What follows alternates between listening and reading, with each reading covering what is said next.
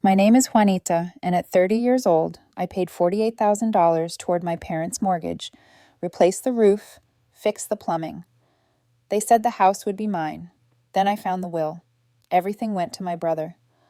I didn't argue, I just walked away and quietly did something they never saw coming. If you have ever felt betrayed by the people who should have been your biggest supporters, let me know where you are watching from. I wasn't looking for the will.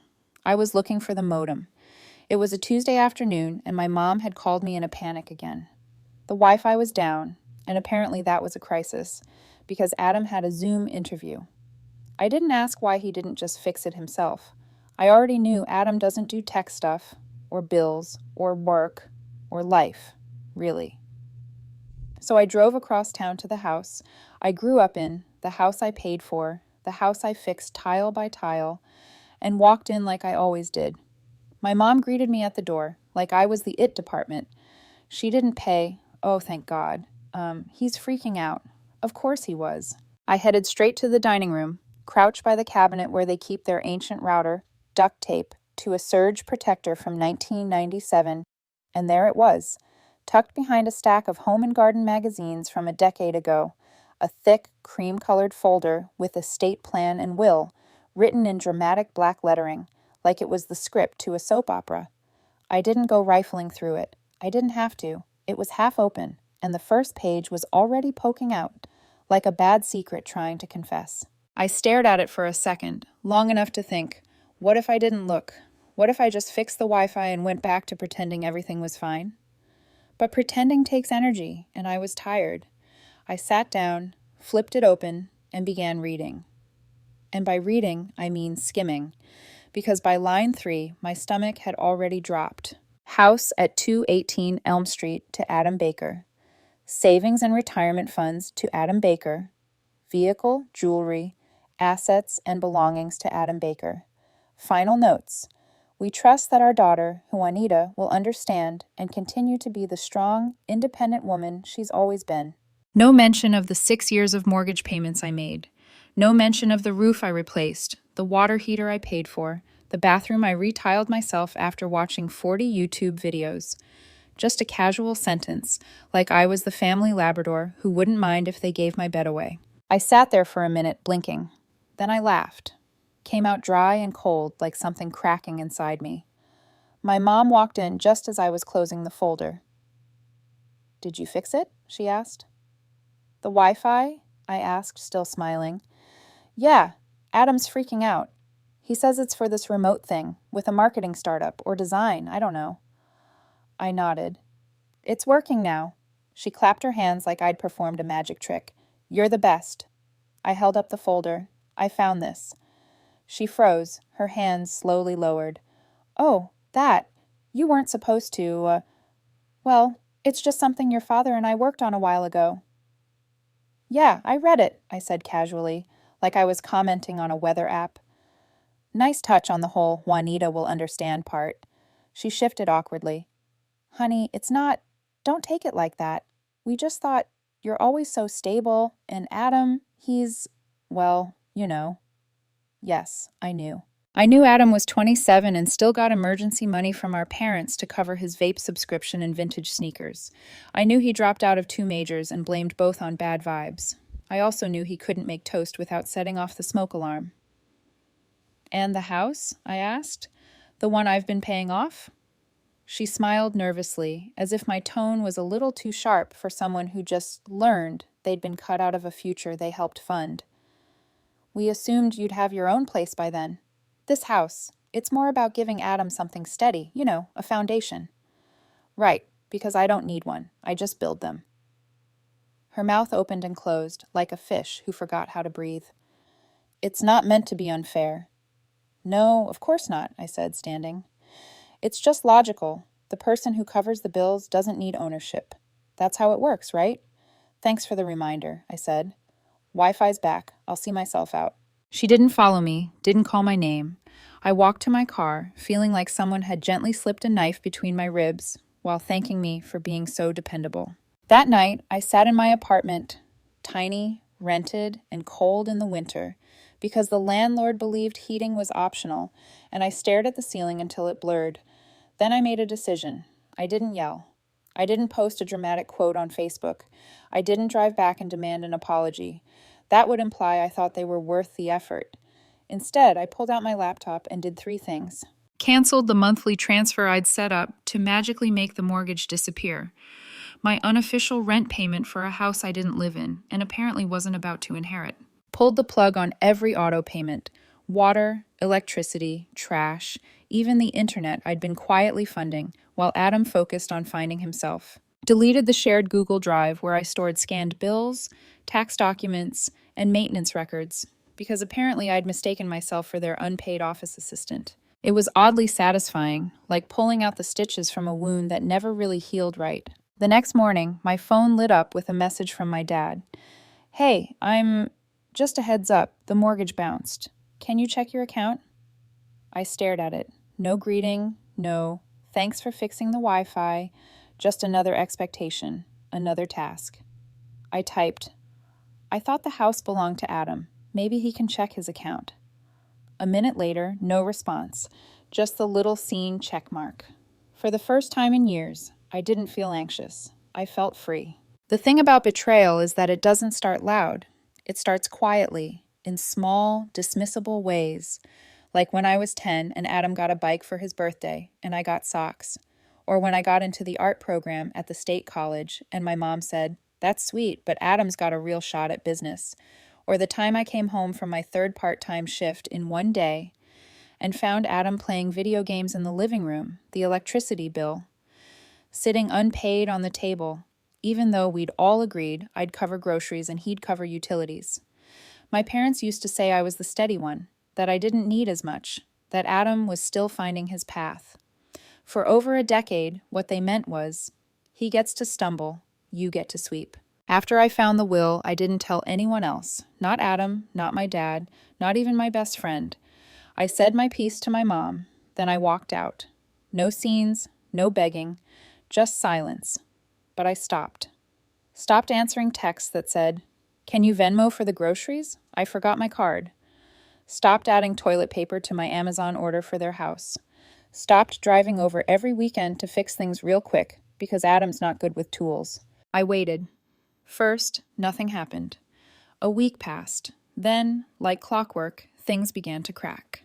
Adam texted, "Hey, did you cancel the Wi-Fi? Zoom kicked me off."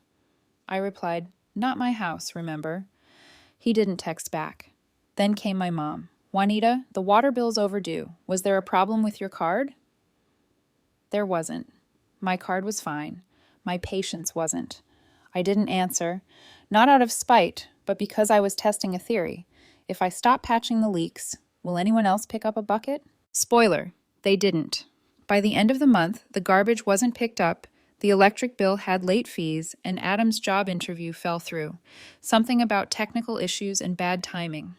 And through it all, I said nothing, because I'd spent years explaining myself, years negotiating for basic respect, years defending boundaries no one else cared to maintain. I was done narrating my worth. The silence unsettled them. I could tell there was a shift in tone. My mom's text got softer. My dad started adding, "Hope you're well," to his messages, like he'd learned it from a corporate email chain. Adam even left me a voicemail. That never happened. "Hey, so I think maybe we should talk about stuff. The will was maybe not done super clearly. I think it was like a draft or something. I don't know. Mom and Dad handled it anyway. Hope you're good." I didn't call back, because that voicemail wasn't about clarity. It was about control, and I wasn't giving them that anymore. But here's the funny thing about space. Once you make it, you start to see what was always there. I started noticing how tired I was, not just physically, but in my bones, in the way I'd start cleaning my apartment and stop halfway through. Not because I was lazy, but because I'd already used all my energy fixing a home that wasn't even mine. I started going to bed earlier, cooking for myself, listening to music that didn't remind me of anyone. One night I pulled out a dusty canvas I hadn't touched in over a year. I painted until 3 a.m. the next morning. I looked at the mess in my living room and felt something strange. And that's when it hit me. I'd been trying to earn a place in a house that was never going to be mine. Not emotionally, not legally, not spiritually. It was never about the will. It was about the decades of small choices that made the will inevitable. And the scariest part, if I hadn't found that folder, I probably would have kept giving out of habit, out of love, out of the belief that maybe, just maybe, being loyal long enough would turn into being valued. It doesn't. It just turns into being used. So I didn't wait for them to fix it. I didn't demand a new will or a second chance or some magical rebalancing of fairness. Instead, I started building something of my own, and this time it wasn't for them. The first time I saw the listing, I laughed. Not out loud, not dramatically, just a soft, dry little laugh that slipped out like air from a tire. It was Lorraine again, bless her nosy soul. She texted me a screenshot. Look familiar? There was 218 Elm Street. 3 bedrooms, 1.5 baths, new roof, courtesy of me, upgraded plumbing, also me, charming vintage tile in the bathroom, me and a full weekend of back pain. And then the asking price, $390,000 with a note, owner motivated, house needs some TLC. Translation. Adam used duct tape on the downspouts and forgot to clean the gutters before the storm. I stared at the photo of the house, the one I had spent years pouring time, money, and energy into, now sitting on the market like an awkward ex trying to look good on a dating app. And I felt nothing, no anger, no sadness, just a kind of quiet relief. Because now the outside world could see it too, the cracks, the neglect, the damage, and most importantly, the absence. My absence. I hadn't stepped foot in that house since the day I found the will. But somehow, watching it get relisted, price dropped. With words like motivated seller and as is condition, it felt like closure. Meanwhile, my own life had started breathing again. I moved into a little fixer-upper condo on the edge of town. 2 bedrooms, 1 bath, slanted floors, and peeling wallpaper. Sure, but it was mine. And I didn't need anyone's permission to paint the cabinets green or hang lights in the hallway. I started posting videos of the renovation online. Just little things at first. A time-lapse of me removing the 1970s carpet, a voiceover about patching drywall holes that felt suspiciously emotional, a clip of me painting over old water stains with the caption, "Not all damage is permanent. Some of it just needs attention." It was meant to be for me, a project, a timeline, proof I was rebuilding something after being erased. But people found it. A few likes turned into thousands. Comments poured in. This is the most calming renovation account I've ever seen. Girl, who hurt you? Because I feel it in the spackle. Is this about a house or your entire family dynamic? I feel like you're saying things I've never said out loud. I didn't reply, just kept posting, kept building. Because unlike the house I left behind, this one actually got better when I worked on it. Then came the knock. It was late on a Sunday. I had just finished repainting the kitchen trim and was sitting barefoot on the floor with a bowl of cereal and a sense of accomplishment. I wasn't expecting company. But when I opened the door, there they were, my parents and Adam, standing awkwardly in a line like they'd rehearsed it in the car. Adam looked exhausted, unshaven, sunken eyes, wearing the same hoodie he probably slept in. My mom held a manila folder in both hands like it was an offering. My dad looked like he'd aged 5 years in 2 months. "Hi, sweetheart," my mom said, voice trembling. I didn't invite them in, just leaned against the doorframe. "We need to talk," she said. "I figured," I said, crossing my arms. My dad cleared his throat. "The house, it's not selling. Not even close. We had a buyer, but the inspection report, well, there's a mold issue. And the foundation." "I'm shocked," I said flatly. "It's almost like someone didn't maintain it." My mom stepped forward, pressing the folder into my hands. "We updated the will." I blinked. Didn't take it. "It's in your name now," she said. "Everything. We didn't realize how much you'd done until it started falling apart." Ah, the magical moment when people only notice your effort, once you're not there to make things easy anymore. "I didn't come here for revenge," I said. "I just stopped fixing problems that weren't mine." Adam finally spoke, voice low and cracked. "I didn't think it would get this bad. I thought you'd still, you know." "Still what?" I asked. "Still cover your ass?" Still pay the bills while you played entrepreneur with mom and dad's retirement money? Still show up every time something broke? He didn't answer, just looked down. We made a mistake, my dad said quietly. We see that now. I let the silence hang in the air. Then I spoke, calm and slow. I didn't walk away because I wanted to hurt you. I walked away because I finally realized you only kept me around for what I could give. And the second I stopped giving, I stopped mattering. They all looked like they wanted to cry, or argue, or beg. Instead, I said, "This is my house now. You're standing on my porch asking for my help. That's a sentence none of you thought you'd ever say." My mom reached out. "Can't we just start over?" I took the folder, held it. "I'll think about it," I said, "but not for your sake." And I closed the door. Not slammed, just closed. Firm, quiet, final. I didn't open the folder. I didn't need to. It didn't matter what it said. They could have written me back into the will in gold ink, stapled a handwritten apology to it, and attached a gift card to Home Depot. Too late. The damage wasn't about the paper. It was about the years they watched me carry their house on my back. Financially, emotionally, physically, and still chose to hand it to someone else. You don't fix that with a signature. A few days passed. Then came the next predictable phase of guilt.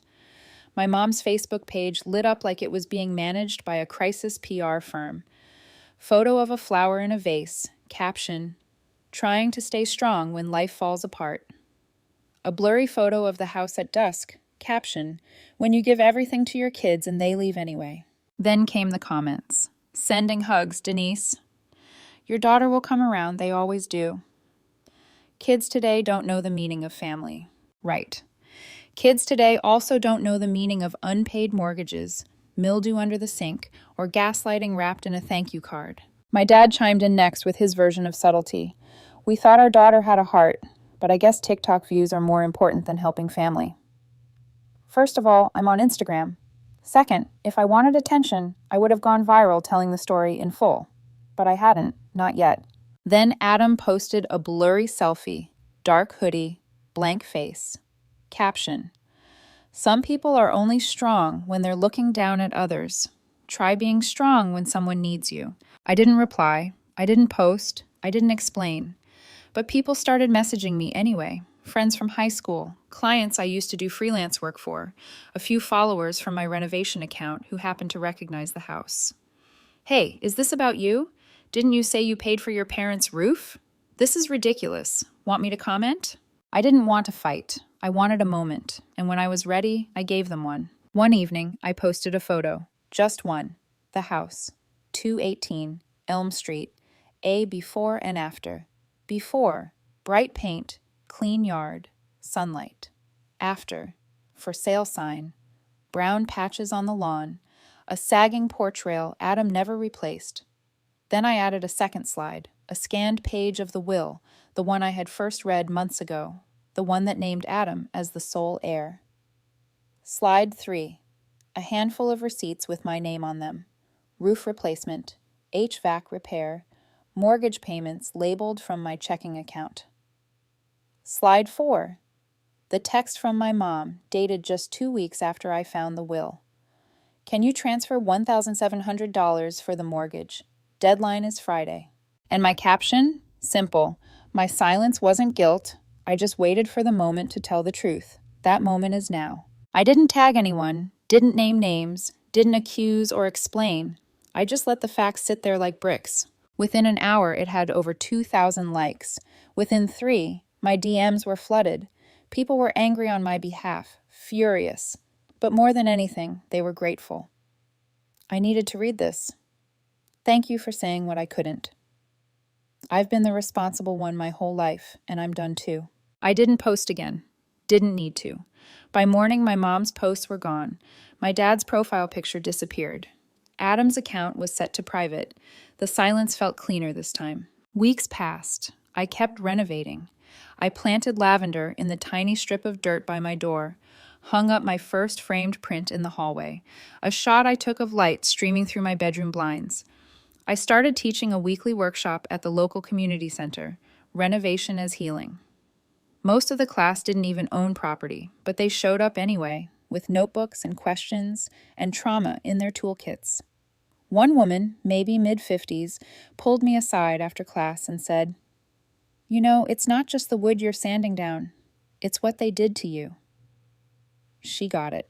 One Saturday morning, Lorraine called. "Your parents' house is back on the market. Price dropped again. Looks like no one wants to take on the mess." I thanked her and hung up. I didn't feel anything. Not joy, not pity, just confirmation. Some houses fall apart when you stop patching them. Some people do too. A few days later, I got a letter. Blue envelope, familiar handwriting. My mother. "Dear Juanita, I'm not sure how to start this, so I'll just say it. I'm sorry. I was wrong. We were wrong. I don't know how to fix things. Your father isn't as strong as he used to be. We're scared. I don't know how much time we have left to make things right, but if you're willing, I'm still here." I folded the letter. I didn't tear it. I didn't respond.